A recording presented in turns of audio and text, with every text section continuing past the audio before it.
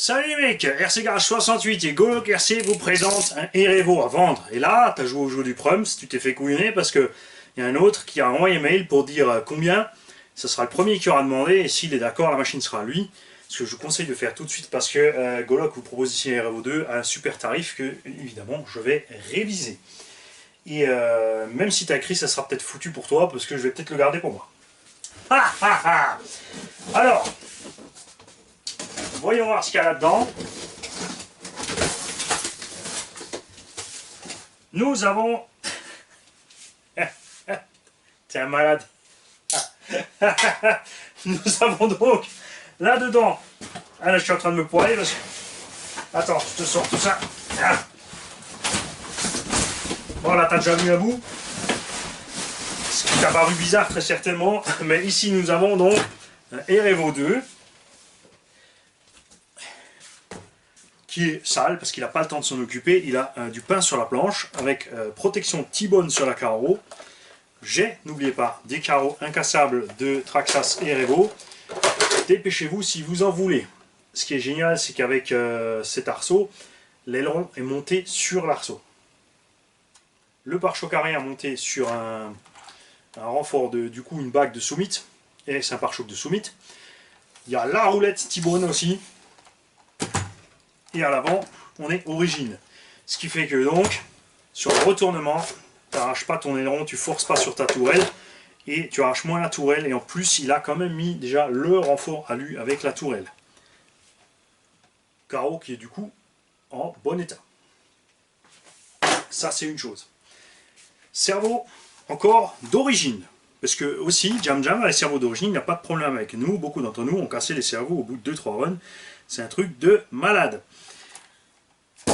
Là aussi, évidemment, si l'un d'entre vous véhicule, j'ai des cerveaux 20 kg à mettre dessus. Si vous avez besoin, il faut me le dire.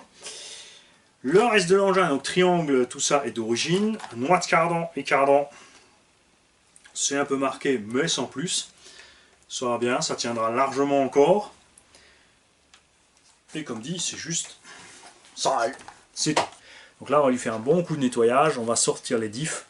On va checker les diffs et fin de l'histoire. On a le moteur d'origine, le petit Vélignon 2.2, qui est donc un 42 par 68, maquillé en 74, mais il faut dire que ses performances sont suffisantes.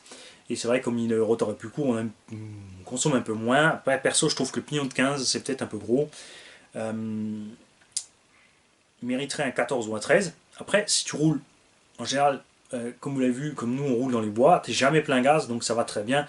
Et tu as un petit peu plus de gouache quand tu en as besoin. VXL6, Vario qui avait des problèmes au début sur les X-Max, mais là-dedans, le seul souci qu'on a eu, c'est j'ai un ou deux abos qui ont eu des soucis de cut-off. C'est-à-dire que tu roules et ton Varius met un cut-off alors que tes batteries sont pas vides.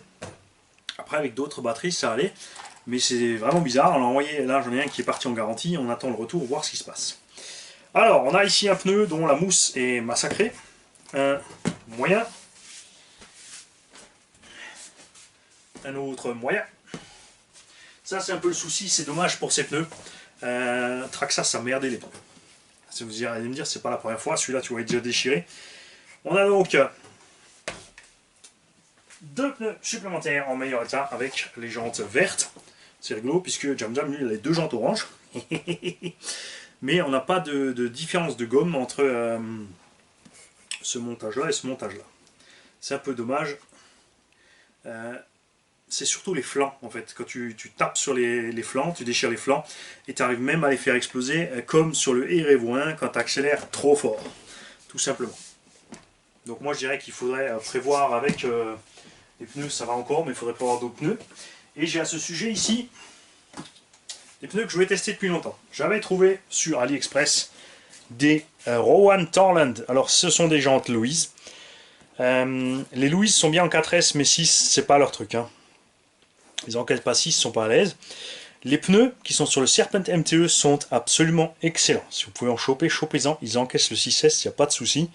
Ce sont aussi de toute évidence des jantes Louise. La gomme par contre a une qualité loin au-dessus des Louise normales.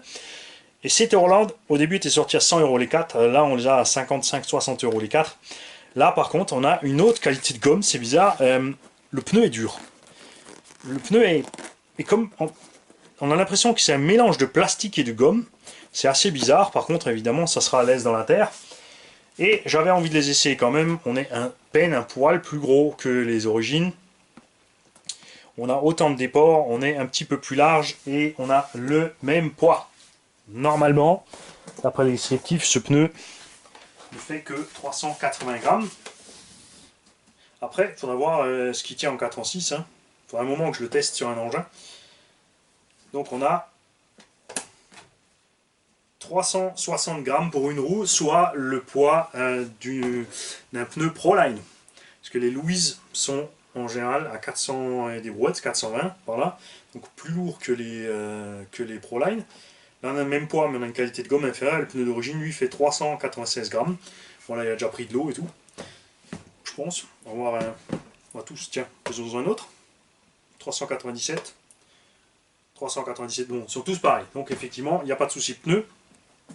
Et ceux-ci sont donc au même poids, malgré une taille supérieure. Et je pense que niveau look, ça devrait le faire pas mal sur ce petit héros. Mais on verra effectivement ce que ça vaut en test. Parce que je le répète, les Louise, pour un 8e Monster, en 4S c'est ok, en 6S ça craint.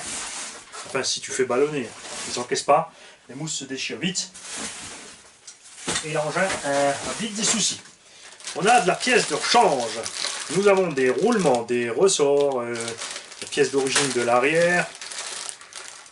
Plein de trucs qui vont avec ce Erevo. Et là, ils sont là depuis un mois. Ouais, attends, on a vu le bout d'un truc dépasser là. Montre-nous ce que c'est. Fais pas le con. On a un petit papet avec ça, c'est un châssis. C'est pas la peine que je l'ouvre, ce sont les pièces d'un Revo thermique. Et ça, c'est la deuxième chose qui arrive ici.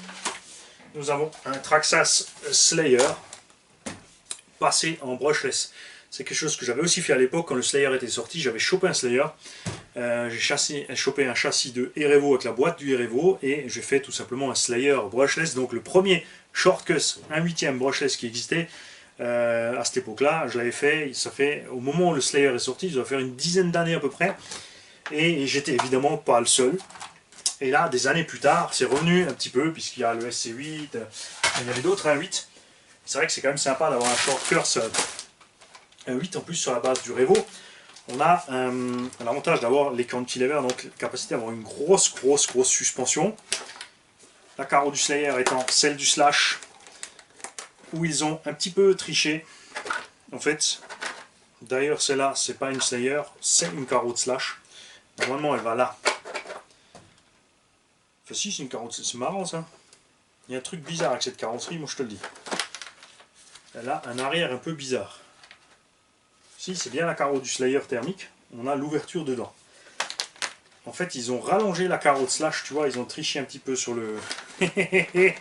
hein, en fait, c'est... Ouais, moi je trouve un peu bizarre cette carreau de Slayer avec cet engin. On avait aussi des roues qui étaient en hexa du coup de 14 et pas de 12, donc des autres jantes, pour pouvoir monter des roues quand même standard de taille de Slash, et ça c'est un peu dommage. Suspension aussi, on avait des ressorts spécifiques pour que l'engin soit plus mou, puisqu'on a toute la base du Revo avec les cantilevers, mais les bras sont plus courts, les cardans sont plus courts, tu n'es pas obligé d'acheter les cardans, il suffit de les couper. En fait, il y en a plein qui ont fait ça aussi sur un Summit. Tu prends tes cardans d'origine, tu les coupes et tu les raccourcis comme c'était scopique, c'est pas un problème. Tout ce qu'il te fallait, c'était le jeu de triangle et 4 biellettes plus courtes et des ressorts adéquats, puisque évidemment, si tu as les ressorts durs du Erevo et compagnie, avec le poids bien inférieur de la machine et les suspensions plus courtes, donc un levier différent sur les suspensions, tu te retrouves avec un truc qui roule très mal. Moi perso, j'étais pas super content de ce E-Slayer que j'avais fait, passer la patate au sol, etc. C'était pas génial, mais on n'avait pas aussi beaucoup de pneus, surtout en 14. On n'avait que les jantes Traxxas, il y avait des roues en 17 qui existaient parce que le SC8 était sorti de Timasso, donc on pouvait mettre des roues de 17. Par contre là-dessus, tu vois, avec des exacts 17, donc si tu mets les adaptateurs Traxxas 17 sont ceux-ci, que je ne vous conseille pas d'acheter d'origine Traxxas, puisqu'ils vous vendent plus de 20 € la paire. Il y a un petit chinois qui fait même pas à 20 € les 4, frais de port compris, et je vous promets, j'en ai acheté quand tu les as en main, pas ceux du Revo 2, hein. Ici, il faut prendre Erevo 1 et SO8. Ils sont exactement pareils que les origines. Et bon, c'est un hexagone, c'est pas une pièce qui souffre de fortes contraintes mécaniques. Pas de souci de filetage ni rien. Donc là, du 17. Et par contre, mettre des roues peut-être de Timasso DB8 quand on veut aller dans le gros tout-terrain, ça peut être sympa. Ou des roues évidemment avec hexagone de 17 de bonne taille, comme maintenant on a les Louise qui font les pionniers qui sont plus grands que ceux-là. Avec ça, ça ira très bien. Autre chose. Donc je vous ai dit, n'oubliez pas, j'ai des coques de Ereo incassables. Il n'en reste plus des masses, décidez-vous. J'ai, évidemment, il y en a déjà une qui est partie chez Baboon.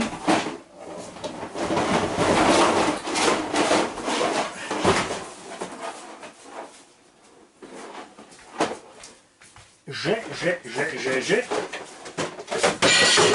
de la coque de SC8 incassable. Là, regarde, tu mets des belles roues et une coque de SC8, tu vois, et tu te retrouves avec un SC8 qui a une sacrée dose de débattement de suspension. Baboon a reçu la bleue, il me reste une blanche, une orange et deux noires. Il y en a une qui est d'office réservée pour moi pour ma Serpent piste. Et une deuxième pour moi parce que je vous ai dit que c'est un fou quand j'ai déballé. Parce que Golok m'a dit il y a Erevo 2 à vendre. Super tarif d'ailleurs, si tu n'as toujours pas écrit, t'es une andouille. Si tu veux un Erevo du moins. Et une surprise pour toi. Ça veut dire que ça c'est cadeau pour moi. T'es un grand malade. Mais c'est génial. Et ouais. Je vais t'y coller des roues là-dessus, mon gars. Ça va être d'enfer. Donc, il reste 3 carreaux. Dans 2. Moi, j'hésite entre la blanche. Je vois bien la orange aussi. Sur mon petit, ma petite GTB. Et ensuite, on a aussi encore autre chose ici. Nous avons ici un châssis ancestral. Puisque c'était mon SC8. Mon premier SC8. Celui-ci a 10 ans. C'est mon SC8, enfin pas mon SC8, pardon, mon 8 SC de chez Obao, puisque le dernier il est parti chez Baboon. C'est le petit poulet qui pilote cet engin. On lui avait mis une cage, on lui avait mis des Badlands 3.8 dessus. Mais regardez-moi ça. Hein, ça va aussi impec dessus, évidemment, c'est pour ça que Baboon en a chopé un. Donc Anthrax 360 à 380 mm. Mais comme dit, il n'y en aura pas pour tout le monde. Et des Erevo, il en reste plus que 2 ou 3, c'est pareil, décidez-vous. Alors moi, évidemment, je ne peux que te dire un grand merci Golok pour ça. C'est génial. C'est pareil, tu vois, on se retrouve 10 ans en arrière. J'avais fait le Slayer, ensuite j'avais trouvé le Hyper 8 SC de chez Obao. C'est pour ça aussi, j'avais acheté celui-là et je me suis demandé ce que je faisais avec ça. Mais évidemment, à l'époque, pas les connaissances RC que j'ai maintenant, pas les pneumatiques qu'on a maintenant. Donc là, moi, je vais faire ce qu'il faut pour mettre d'autres pneumatiques. On va mettre un petit combo là-dessus. On va faire ce qu'il faut pour que cet engin roule. Il est plus léger, donc évidemment, un seul cerveau suffira. Les carans en plastique là-dessus, comme les roues sont plus petites, moins de motricité, ne cassent jamais. Ça, c'est sûr, j'ai pas eu de soucis. J'ai quand même passé une 50aine de packs sur mon Slayer, hein, faut pas croire. Je vais faire ce qu'il faut pour ces suspects aussi. Bon, ça on verra quand tout sera chargé. Et pour ceux qui veulent, non. Ah oui, c'est le bordel. Ah, j'aime bien les vidéos foutoirs. Pour ceux qui veulent, nous avons ici un super Erevo qui n'a rien. Il y a juste un bon nettoyage à faire. Je vais me faire plaisir de faire. Sauf si quelqu'un veut dans l'état pour tout faire lui-même. Et ouais. Et puis si vous me voyez rouler avec, c'est que je l'ai gardé. Je vais vous montrer vite les coques aussi du Erevo. C'est rien, tout va bien. Hop. Ouais. Il ne reste que 2 coques de Erevo. Tu vois. Et ça le fait super bien. Il me reste une bleue, il me reste une noire. La bleue est réservée, mais juste réservée. Ça c'est un peu pour pousser celui qui a réservé à se décider. Donc il ne reste plus qu'une noire, parce que les autres sont toutes parties. Il y en a une qui est partie chez Jam Jam, il y en a une qui est partie chez quelqu'un d'autre, et l'autre chez quelqu'un d'autre aussi. Salut les mecs, aidez-moi. Vous n'avez peut-être pas une réponse tout seul, hein. C'est période de tout de suite, c'est période de vacances. La vidéo sortira peut-être après les vacances, donc ça sera réglé, je dis de la merde. Et peut-être que je serai encore reparti, peut-être que je n'aurai toujours pas fini mon atelier, puisque je n'ai même pas encore commencé. Hein, ça sent 2020 pour recommencer les affaires. Salut. Au fond du carton, il y avait un petit mot. Donc je vais peut-être mettre ce morceau de vidéo sur le début de la vidéo, et là vous allez rien comprendre. Vous allez voir les carreaux de Revo sur un truc Revo, sur un truc pas Revo, plus un tas de pièces, et après vous allez voir à peine ce qui sort. Non, on mettra à la fin.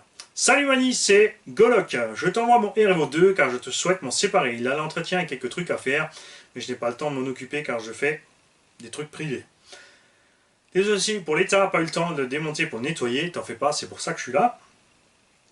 J'ai supprimé le support d'aileron pour le mettre sur l'arceau, donc c'est lui qui l'a fait, c'est pas prévu par T-Bone. Excellente idée, franchement, c'est très bien. Ben, je dis ça, mais ça se trouve, c'était pas prévu comme ça, c'est lui qui l'a arrangé. Non, c'est bien lui qui l'a arrangé, c'est super. Il y a aussi des ressorts plus durs venant du Summit, le ventiomoteur vient du Slash, totalement inadapté, c'est pour ça qu'il n'a pas tenu, c'est pas un problème, on le virera en mettre un autre. Il y a aussi une barre anti-wheeling T-Bone, radio neuve en supplément car d'origine a de temps en temps un bug de direction. Ça ne met pas des cerveaux, en gros ça bug, la direction, tu touches les gaz et tu perds la direction. Ça c'est marrant parce que généralement ça arrive quand tu as des cerveaux de direction qui bug. Ça te court-circuite le bec du vario et c'est à ce moment là que ça bug entre les deux, mais généralement ça vient quand même des cerveaux, donc j'essaierai quand même d'autres cerveaux, mais si tu me dis que ça marche avec une autre radio, à voir. Je vais donc tester la deuxième radio qui foire sur un autre modèle. Enfin, on fera un test croisé pour voir ce qui se passe, évidemment. Je te laisse aussi un XL2 de Summit en prise DIN. Je ne sais pas s'il fonctionne, tu verras bien. Fais-en ce que tu veux. Donc ça, c'est dans le sachet que j'ai pas ouvert. Ah, super, bien vu, Manu. Je t'envoie aussi une grosse surprise. Je sais que tu aimes les shortcuts, et là, c'est de l'atypique. Je l'ai baptisé E-Slayer 2. Il a roulé que 2 fois en 4S. Je n'ai pas eu le courage et le temps de rouler, plus affiner les réglages et lui fournir de bons pneus. Tu en fais ce que tu veux, mais ça serait super que tu le fasses rouler pour le plaisir. J'en fais ce que je veux, là là là. Pour le montage, attention aux yeux, tu as carotte Slayer, c'est bien une carotte Slayer. Bulkhead diff amortisseur de Slayer, pneus et exa de 14 de Slayer, pare-choc avant-arrière de Slayer, l'arceau vient de la protection moteur thermique du Slayer, ça va vrai. Des triangles peu chauds de barre de direction de Cardano Slayer Pro. Les fusées du Revo 3.3 Slayer Pro, le châssis, boîte et support moteur et Revo 2. Ça veut dire que nous avons dans ce Slayer en plus... Souvenez-vous, j'ai 2 carreaux de Revo avant. Enfin, je vais dire une, parce que je vais en garder une pour mon Revo. Voilà, là. On a donc ici une boîte de Revo 2, ce qui veut dire que nous avons le diff central. Yes! On a le diff central du Revo 2 là-dedans, avec l'huile bien dure du Revo 2. Peut-être que je mettrai de l'huile un peu plus fluide là-dedans pour profiter de ce diff central dans ce Slayer, parce que contrairement aux autres shortcuts, donc le SC8 et le Hyper 8 SC qui ont le poids devant, le problème du E-Slayer c'est qu'il a le poids derrière, se comporte donc plus léger de l'avant et moins comme une traction ou plus comme une propulsion. Piégeux évidemment le virage, l'avantage dans le poids devant c'est qu'on n'a pas de poids derrière, dans le virage tu glisses bien, ici on aura peut-être trop d'appui à l'arrière, enfin bref il faudra régler, très certainement monter aussi des barres stables, mais on va faire ce qu'il faut, on va voir. Et après il y avait aussi un gag effectivement avec la différence entre Slayer et Slayer Pro, il y avait encore une petite modif mais je ne sais plus laquelle c'était, donc Golok si tu le sais tu peux nous le dire, je ne sais plus si les triangles du Slayer Pro étaient un poil plus longs encore que ceux du Slayer normal, ou s'il y avait une différence avec l'Anthrax. J'arrive plus à me souvenir. Moi j'avais pas le Pro, j'avais des pièces du normal. Mais déjà tu vois là l'Anthrax par rapport à la carrosse c'est assez bizarre, c'est vrai que les roues sont vachement larges, donc je pense qu'effectivement c'est un truc de large. Ça je compte sur les connaisseurs pour m'en parler. Et vous verrez évidemment évoluer ce véhicule avec une carreau digne de ce nom de Shortcuts. À moins que je vais faire un truc délirant et que je vais lui coller autre chose. Salut les mecs.